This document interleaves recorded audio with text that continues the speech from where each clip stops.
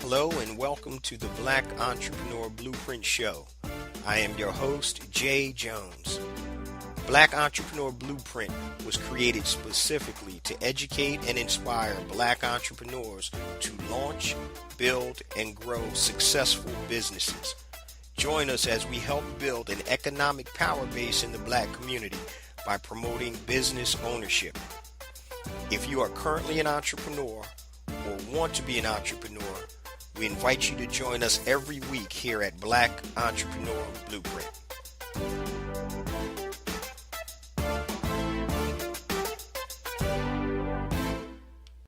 Welcome to the Black Entrepreneur Blueprint, episode number 170. I'm your host, Jay Jones, and today we have another great show in store for you.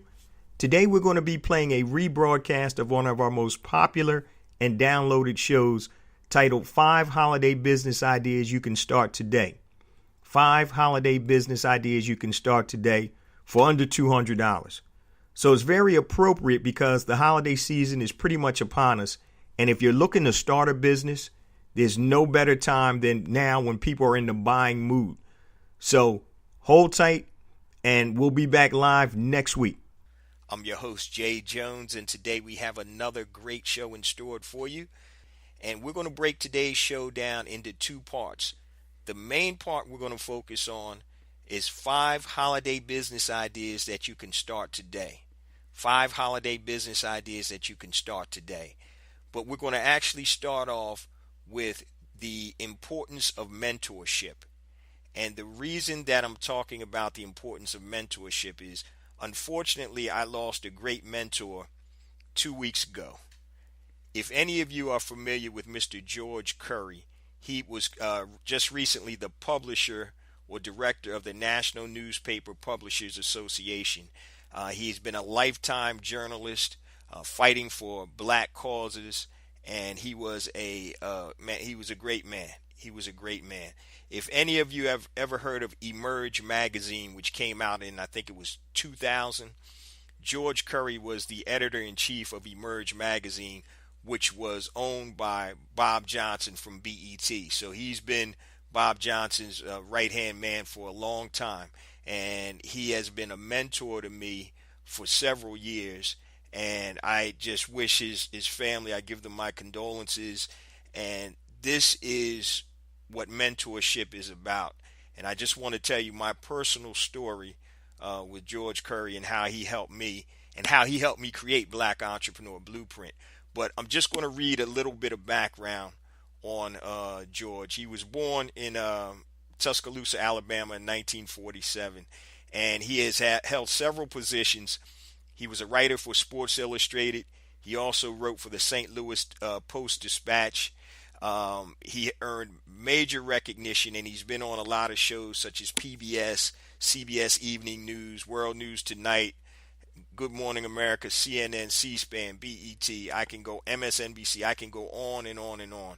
But most recently, he used to do a Friday show with Al Sharpton. Al Sharpton has a syndicated radio show, and every Friday, George would come on and talk about Black news. And at the National Newspaper Publishers Association's NNPA, what that really is it's almost like a wire service for all the Black media outlets. Just like you have the Associated Press, so papers and news outlets will get stories from the Associated Press. The NNPA was the Black Associated Press. So George actually wrote and had his articles published in over 200, Black newspapers on a weekly basis. He did a lot of TV and he did a lot of radio, and he was a champion for civil rights. When Clarence Thomas got into the Supreme Court, George was all on that, and he held our feet to the fire, myself personally too. And I just want to give his family condolences.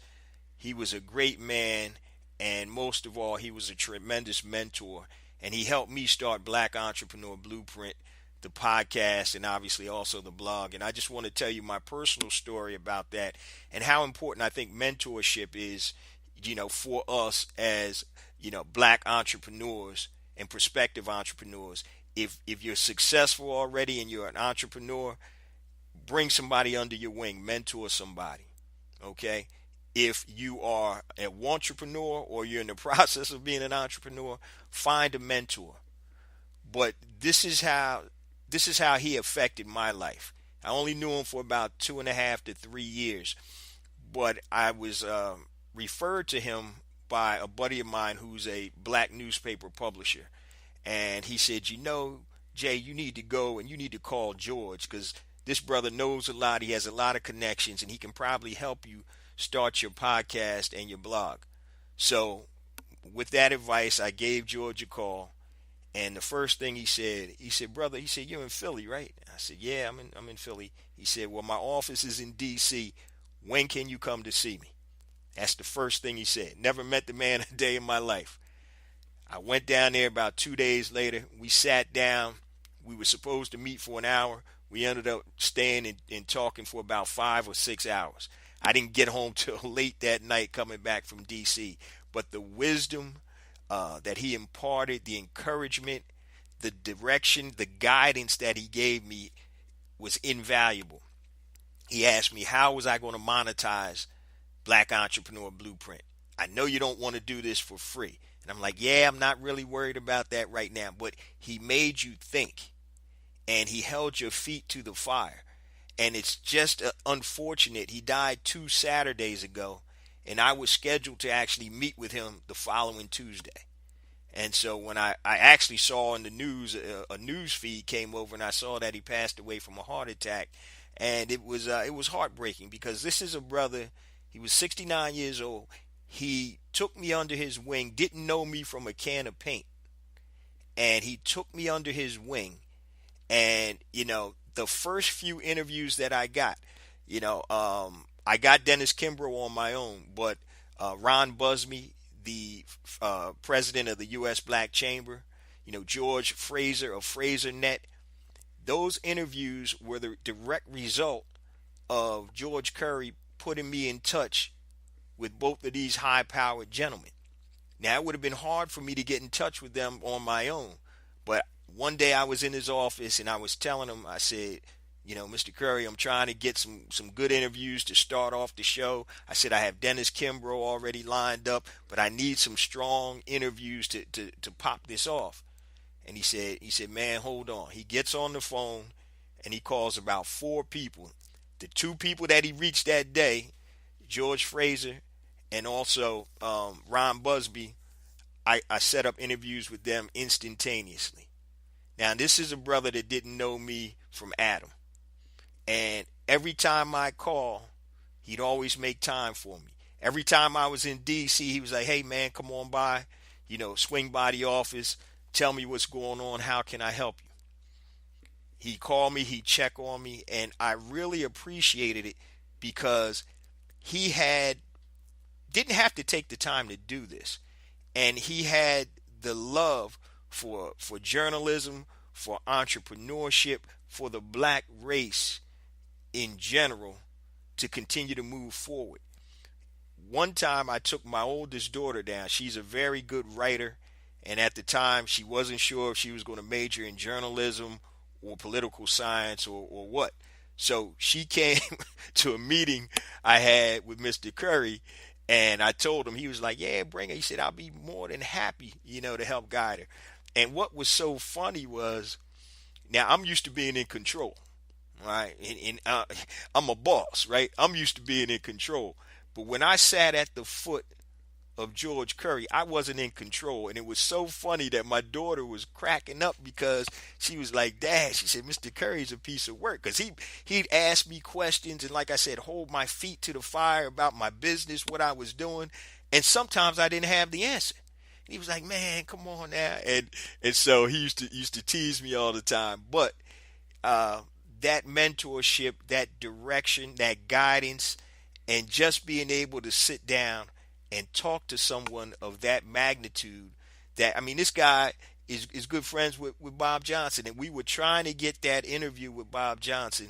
We had one date was actually planned, but that fell through, and that was like my only connection to get Bob Johnson on the podcast, because as you know, Mr. Johnson is way busy.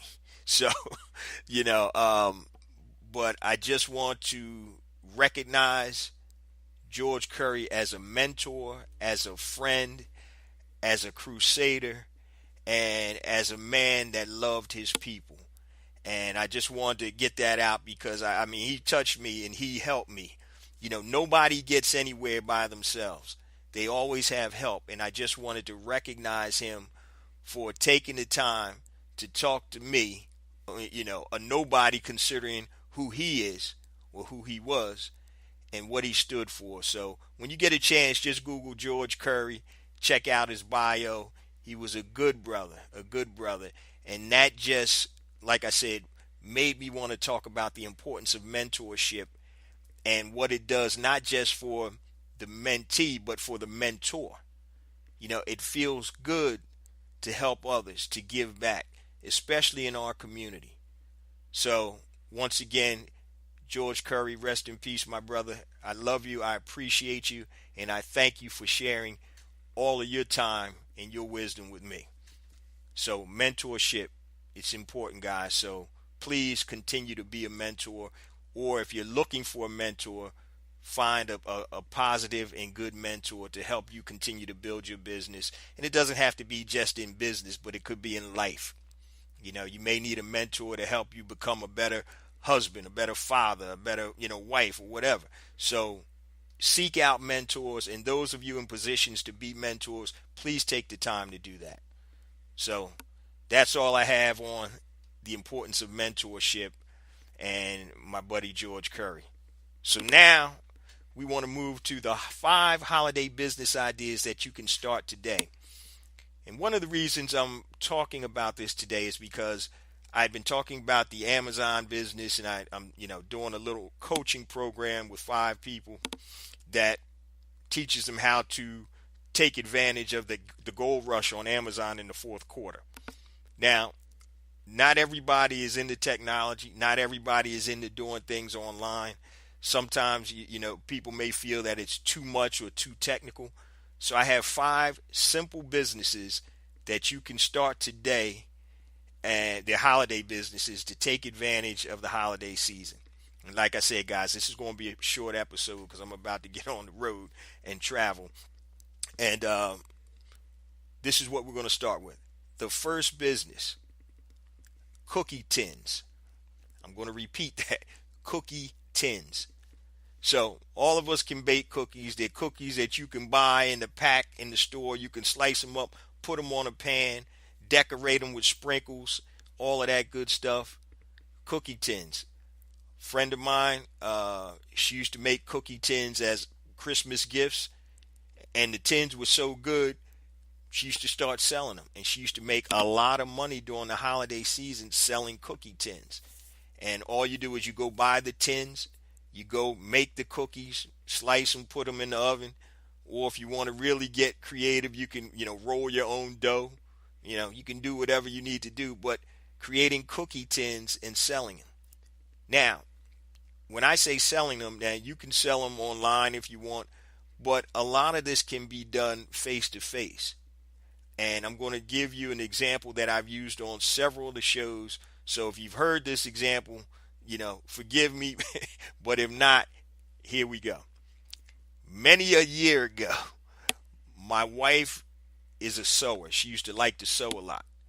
So to make some extra money, she decided to create her own customized Raggedy Ann type dolls.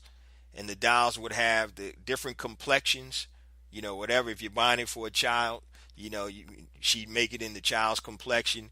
She'd make the hair the same color the child's hair, and she'd customize it. And she had like 3 sizes, a small, a medium, and a real big one, large one. So what she did was, at the time she was a teacher, my mother-in-law was a teacher in New York, and my wife was a teacher. And so they created an order form. and my wife made a couple of sample dials. She gave like 2 to my mother-in-law, and she took a couple to her school, and she gave the other teachers an order form. These are the dials, what color skin, what color hair, what size do you want? And she started making these dials, and it really caught on.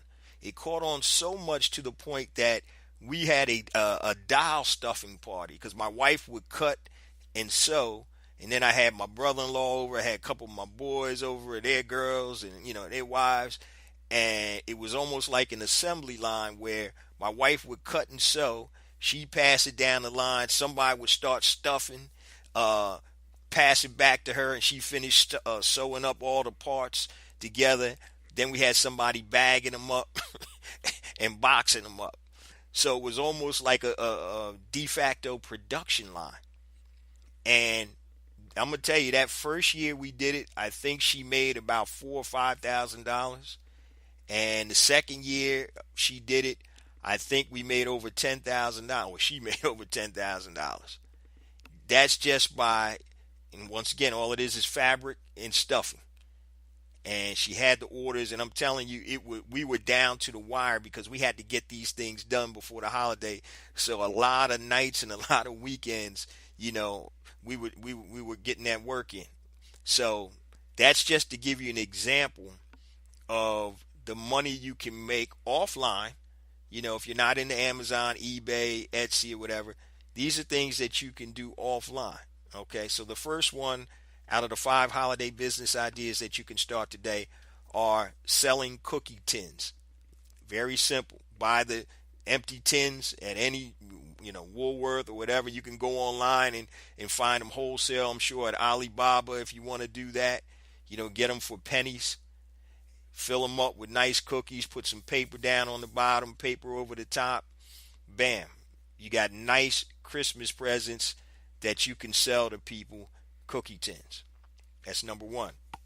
Number 2, you can sell ornaments and decorations via, a kiosk if you want, or on Etsy, or to your at your job.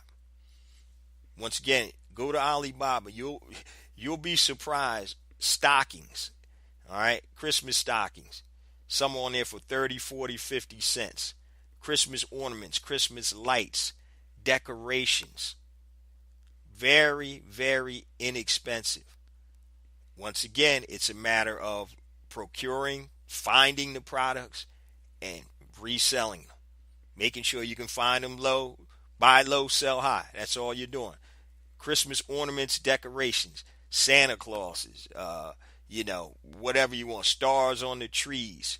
It could even be the skirts. Matter of fact, one of the products that a friend of mine is selling on Amazon, he's selling Christmas tree bags. So if you have an artificial tree, and I actually bought one from him. I have a big 7-foot artificial Christmas tree. And I spent a lot of money for it, and we had it for probably about 7 or 8 years now.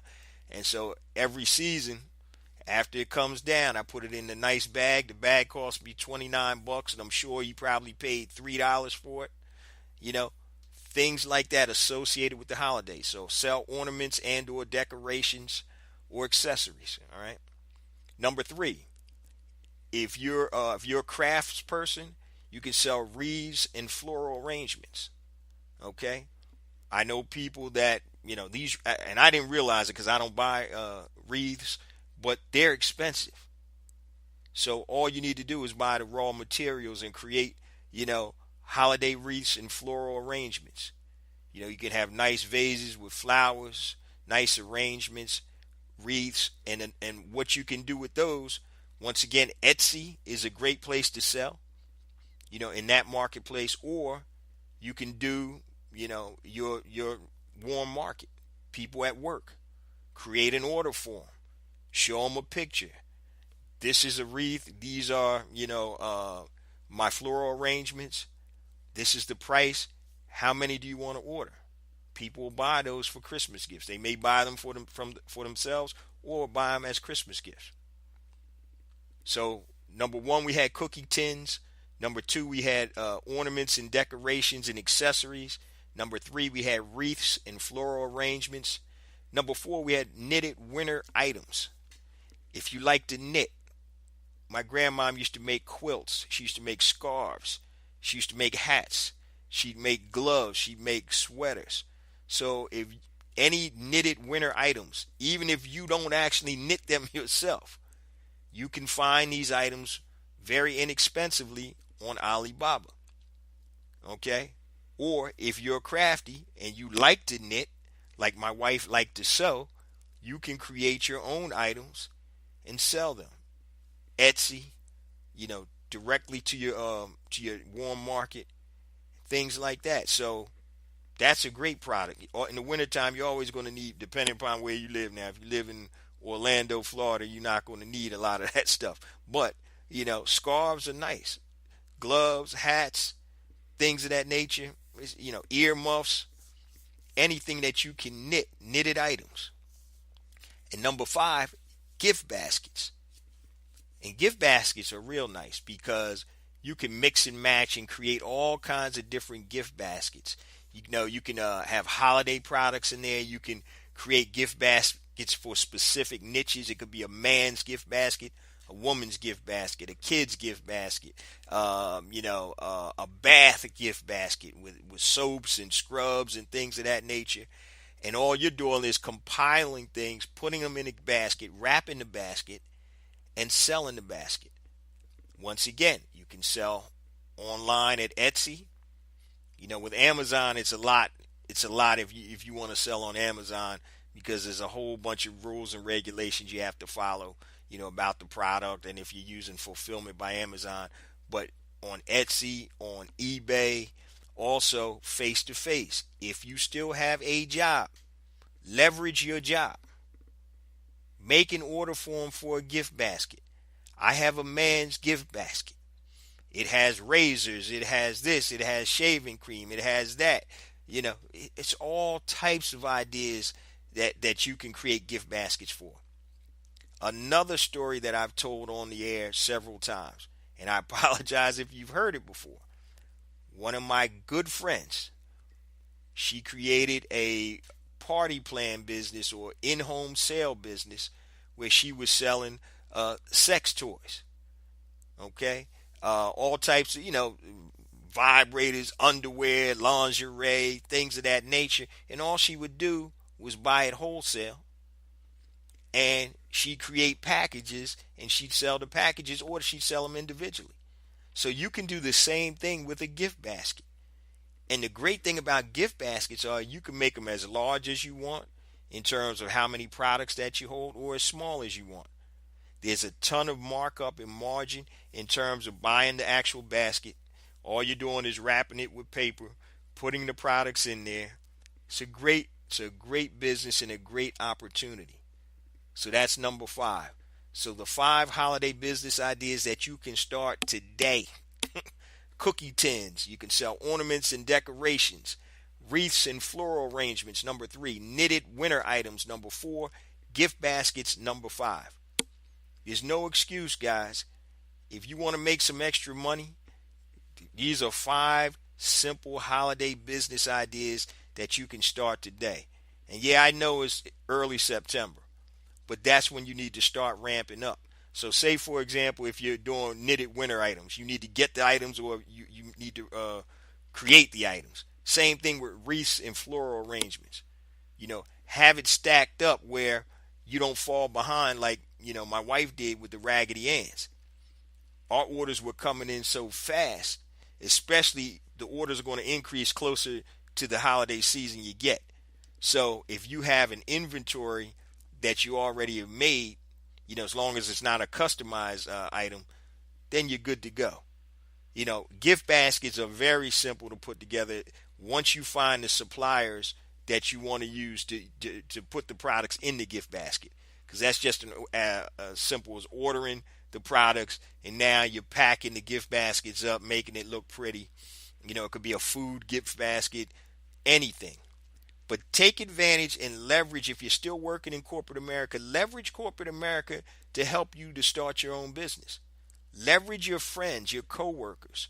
As long as you won't get in trouble doing it, Leverage your coworkers. Okay? That's what you need to start doing to move from employee to entrepreneur. Everything that you have, you need to leverage it. Everything you have, leverage it. And these are items or ideas that you can start with, less than $100, to be quite honest. You can start with less than $100. So if this is something that you're interested in, the biggest thing is you need to start, because you're not going to get anywhere if you don't start. So start something, and you'll be amazed at what happens once you start. You'll start getting feedback. You'll start getting interaction from people. You start getting additional ideas. And that's the biggest key, guys, is starting and getting in the mix, mixing it up a little bit. And that's when the excitement will come. Oh, man, this really can work. My wife, it's funny, she didn't know if these Raggedy Anns were going to sell. But once people saw them, and they were like, wow, these are real nice. Oh, you can customize them too? She put the name, like it was for a child. She put the kid's name on it. Once again, the color of the hair, the complexion or whatever. So it was a little more work because everyone was a little different, but it paid off. Some of the Raggedy Anns, like we were selling the big one, and the big one may have been about 3 feet tall. We were selling that for like $75. And it probably took her, in terms of materials, it probably cost maybe $4 or $5 in materials, and then the time it took to put it together. But we had a system going on, so there's no excuse if you're looking to start something. The holiday season, as I mentioned last week or the week before last on the show, is a great time to take advantage of everybody's the buying frenzy. Even if you're not doing it on Amazon, like I talked about, you can still do it with your warm market. Okay, you can still do it anywhere. So take advantage of it. The 5 holiday business ideas that you can start today. Number 1, sell cookie tins. Number 2, sell ornaments and or decorations. You can do it at a kiosk. You can do it on Etsy. You can do it at flea markets. Number 3, you can sell wreaths and floral arrangements. Number 4, you can sell knitted winter items. And number 5, you can sell gift baskets. Now, of course, there's a lot more that you can sell. These are just 5 things that I thought of that weren't that expensive that you can make some money with. So 5 holiday business ideas that you can start today. And trust me, you want to start early, because once the holiday season starts, it's nonstop. You guys know how that buying frenzy is. So that is today's show. Also, once again, guys, the importance of mentorship. Be a mentor if you're in that position to mentor somebody. And it doesn't have to be about entrepreneurship. It could be just about life, being a guiding light, being an example for somebody. If you're looking for a mentor, reach out to people.